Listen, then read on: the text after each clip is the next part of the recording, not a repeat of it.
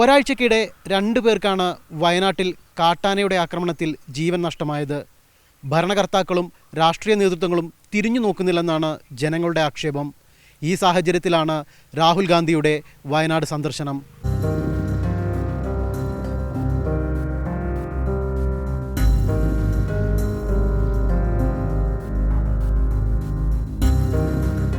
രാഹുൽ ഗാന്ധി പറഞ്ഞത് ഞങ്ങളുടെ സങ്കടത്തോട് ചേർന്നു, പിന്നെ ഞങ്ങൾക്ക് എന്ത് സപ്പോർട്ട് വേണം ചെയ്യാമെന്നും പറഞ്ഞു.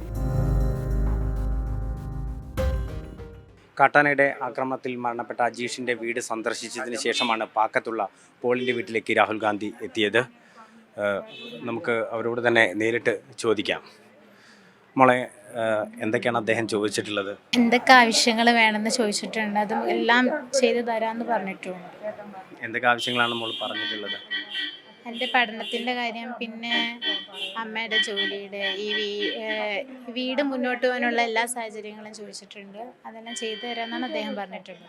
ഇപ്പം ഈ ഒരു സംഭവത്തിൽ തന്നെ നമുക്ക് കാണാനാവുന്നത് ഈ ഒരു ചികിത്സയ്ക്ക് ഈ പറഞ്ഞ പോലെ വൈകിയത് തന്നെയായിരിക്കും അല്ലേ എന്നാൽ ഞാൻ വിശ്വസിക്കുന്നു.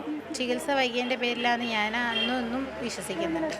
പരാതിയായിട്ട് ഞാൻ പറഞ്ഞിട്ടുള്ളത് വയനാട് മെഡിക്കൽ കോളേജിൽ വേണ്ട ട്രീറ്റ്മെൻറ്റിനുള്ള ഫെസിലിറ്റീസ് ഒരുക്കണം എന്ന് പറഞ്ഞിട്ടുണ്ട്.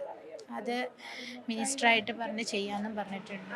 വീടിൻ്റെ കാര്യം, കൊച്ചിൻ്റെ വിദ്യാഭ്യാസം, ഈ കുടുംബത്തെ ചിലവല്ല, ഞങ്ങൾക്ക് ജീവിക്കാൻ മാർഗ്ഗമില്ലാത്തവരാണ്. ഇപ്പോൾ എങ്ങനെ മുന്നോട്ട് കൊണ്ടുപോകാൻ താല്പര്യമുണ്ട്, അതുപോലെ തന്നെ